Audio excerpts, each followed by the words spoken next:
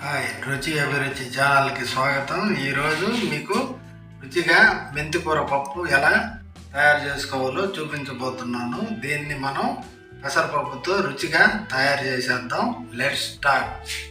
ముందుగా స్టవ్ వెలిగించి పాన్ పెట్టుకున్నాను. ఇందులో 1 కప్పు పెసరపప్పు వేసి లైట్గా వేయించుకోవాలి.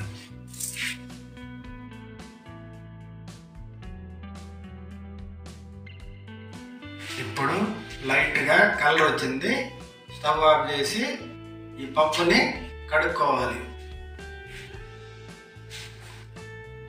వేయించుకున్న పెసరపప్పుని కుక్కర్లో వేసి కడుక్కోవాలి. ఈ కుక్కర్ని స్టవ్ పై పెట్టి మెంతాకు 5-6 కట్టలు తీసుకున్నాను.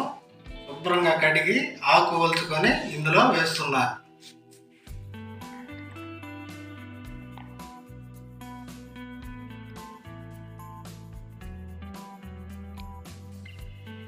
ఇందులో సన్నగా తరిగిన ఒక ఉల్లిపాయ, పసుపు 1 టేబుల్ స్పూన్, ధనియాల పొడి 1 table spoon, salt 2 table spoons, సన్నగా తరిగిన టమాటాలు 2, చింతపండు కొద్దిగా, పచ్చిమిర్చి 6-7 వేసుకోవాలి.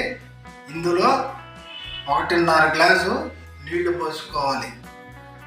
ఇప్పుడు మూత పెట్టి 7 విజిల్స్ వచ్చేదాకా ఉంచుకుందాం.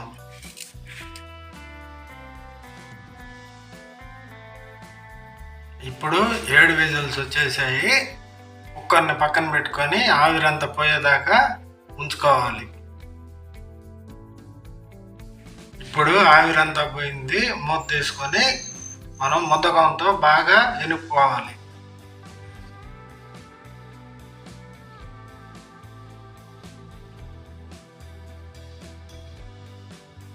పప్పుని బాగా మెత్తగా ఎనుపుకున్నాము.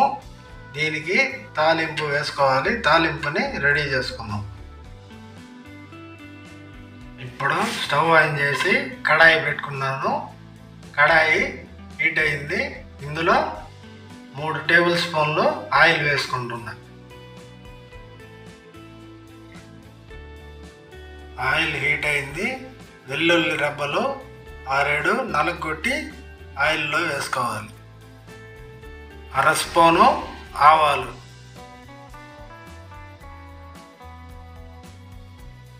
1/2 స్పూను జీలకర్ర, కొద్దిగా కరివేపాకు,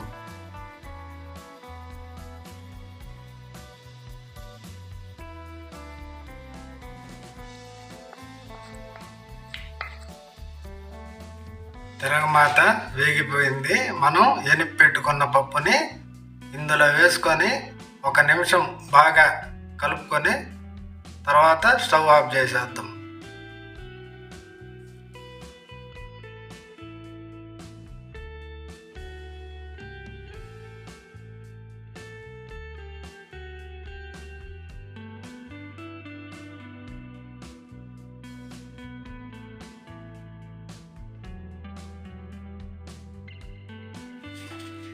చూడండి, మెంతికూర పప్పు రెడీ అయిపోయింది.